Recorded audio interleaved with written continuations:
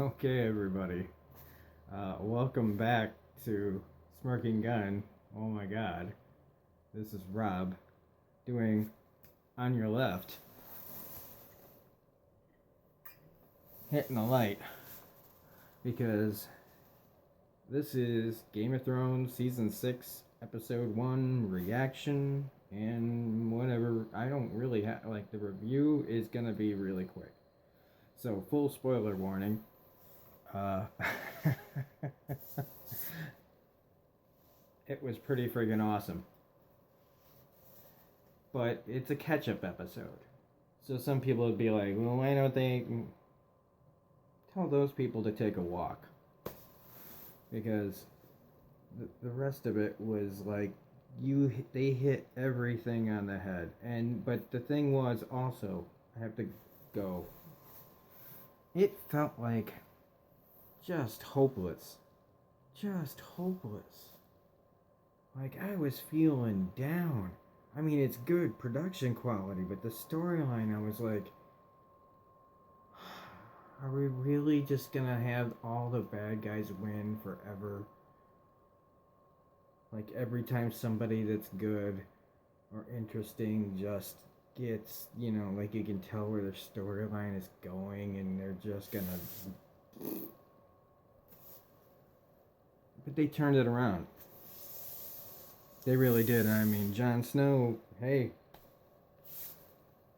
Y'all wondered if Kit Harington was on, set. Well, he was. He was laid out on a slab. They took him Davos, at least. Davos. I wish this said Davos. Gets him out of there, and the guys that weren't involved in killing their leader for doing the right thing showed up. I'm sure there's a few more. Reek / Theon, get Sansa out of where she needs to go, except then it just went, it just went south, and I was so upset, and then all of a sudden, finally, redemption.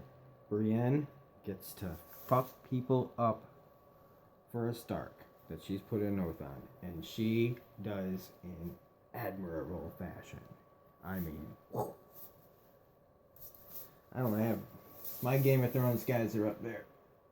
Oberyn, the Mountain, Sansa, and my personal favorite, Littlefinger. But you can't see him up there, so you know what? I'm just gonna pick him up. I'm gonna grab him. Because he was the one that wasn't in here that I really wanted to be in here this episode. That's okay. Save him.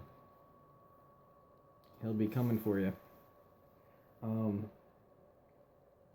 The whole thing with Jaime and Cersei, I understand, the way they wrote it, I understood, how a mother and a father would be pissed, want revenge for the death of their child.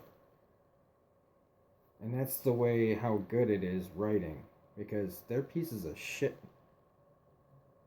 They're brother and sister, they fuck each other.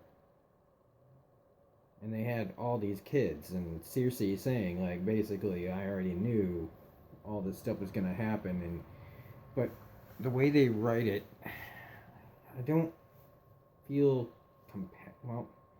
not compassion, just I understand what it would feel like if you lost a child. The thing is that they've lived their lives without acknowledging that, so all of a sudden you're supposed to feel like, oh god, their kid's dead. But how did they make the kids? It's a hazy thing. And then don't get me started on the Arya scene. I hope something comes out of that. I really, really hope something comes out of that. But Brienne, kicking the shit and vowing her, life to Sansa was an awesome scene. Really awesome. At least she was, because Littlefinger's out of the picture for right now. She needs somebody to protect her. He'll be back. Dude, I hope he doesn't die this season. He's the puppet master. He's like, I love this guy. The actor is so good that I don't want to see him go. Like, I want to keep going. Like, I want to see how much further this guy can actually keep going. And then we have Tyrion and, like, basically, Tyrion and the spider, Varys, they're like my favorite three characters besides Arya, because I just like to see the people that like try to pull the strings. And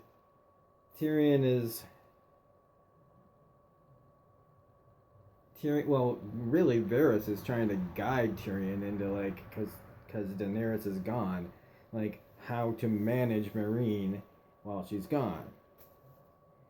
But Daenerys to me, and look, I love Emilia Clarke. She is a good actress. But when they had her stuff, and well, I mean, I even enjoyed more of like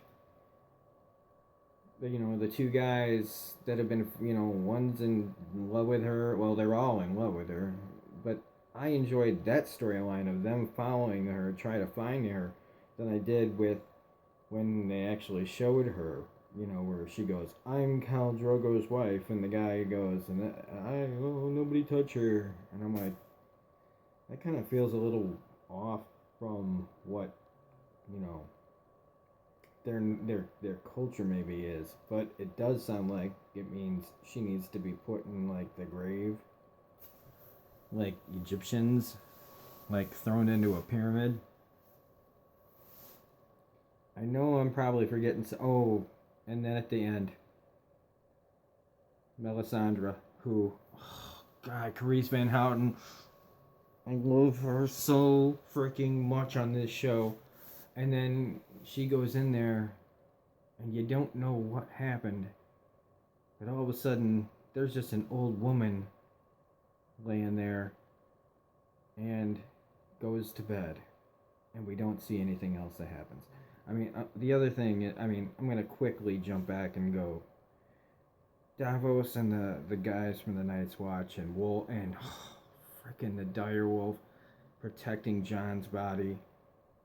Thorne, the guy who plays Alistair Thorne, did such a good job. This is a good way to do a catch-up episode, but there was stuff going on. And so next week, I think we're going to see some major shit.